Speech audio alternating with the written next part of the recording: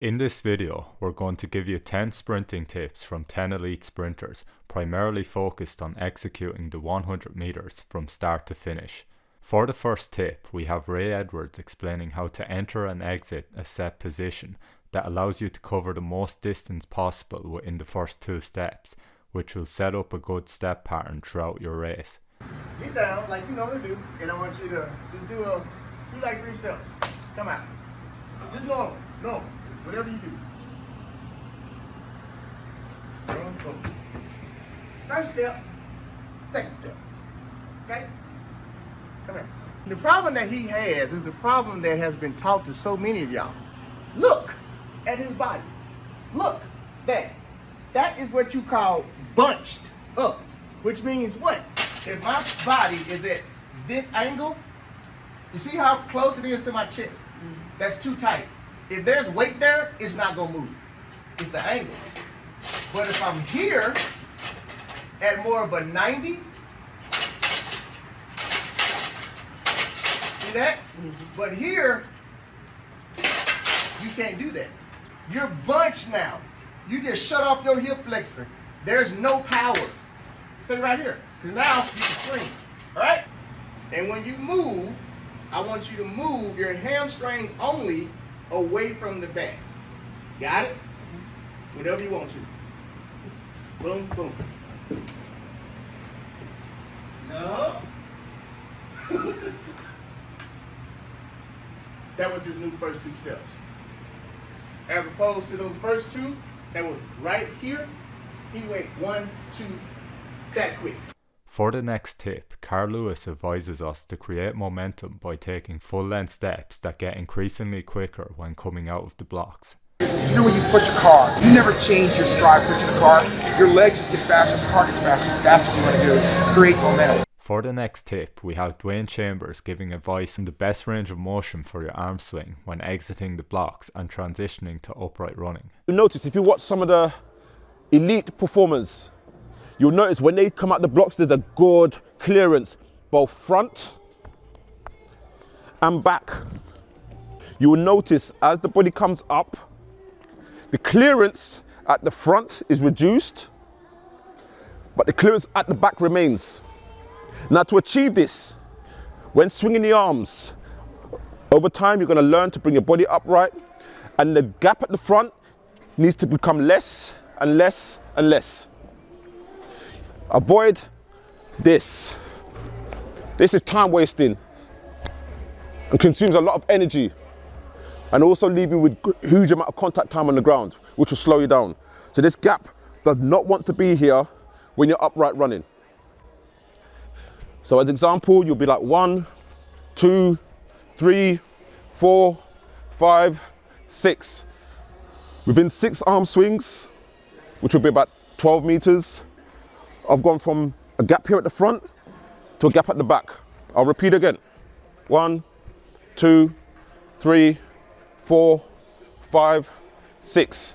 There is no gap at the front, but a lot of gap at the back, which is what you want.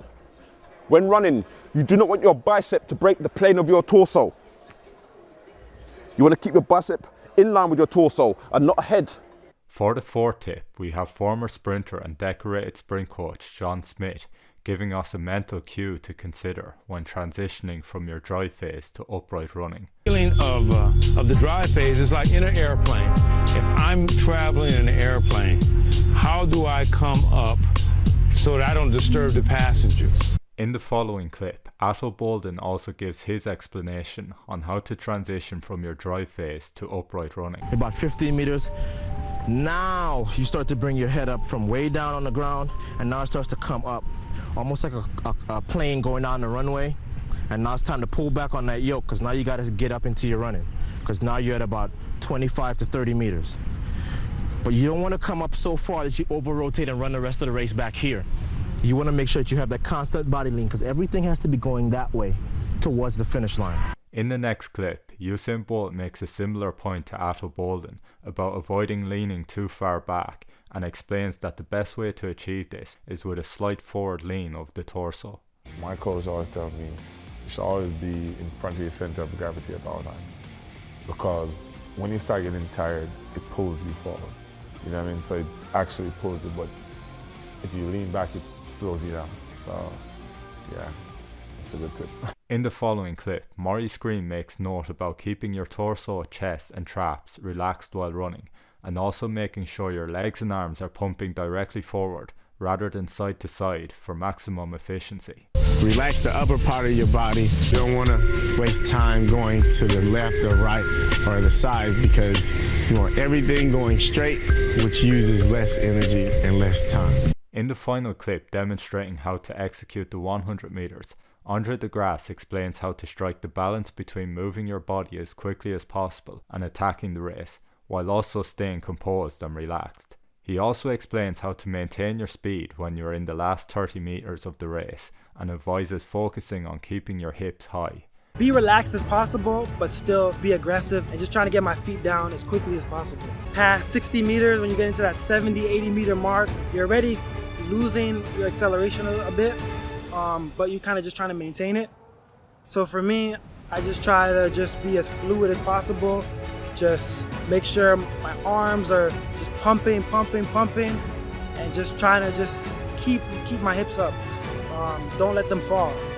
And to continue to just take deep breaths. In the next tip, which is not specific to 100 meter race execution, but to sprinting in general, Justin Gatlin discusses the importance of focusing on your breathing. I would say controlling of your breath, your breathing. A lot of people want to breathe. That's hyperventilating. You're not taking any air in. You need oxygen in your lungs so it goes into your bloodstream so it can give you more power output. So breathe, stay calm. When you see elite people running and you see photos, they're like very calm and very still. You know what I'm saying? So you want to be able to breathe as if you're just walking down the street like we're walking now. But you got to make sure your arms, your legs are in motion. In the next clip, we have some advice from Noah Lyles, which is specific to the 200 meters, and he explains why you should aim to stay in the middle of the lane when running the curve during the 200 meters, as opposed to trying to cut down your distance ran by sticking to the inside of the lane. Still in the middle of the lane. If you're in the inside, you're cutting your stride too much. If you're on the outside, you're running too much track. You're running more meters than any other lane if you're staying out here on the outside. So again, we need to stay in the middle. Finally, we have one extra bonus clip of Atul Bolden giving some of his advice specific to running the curve in the 200 meters with maximum efficiency.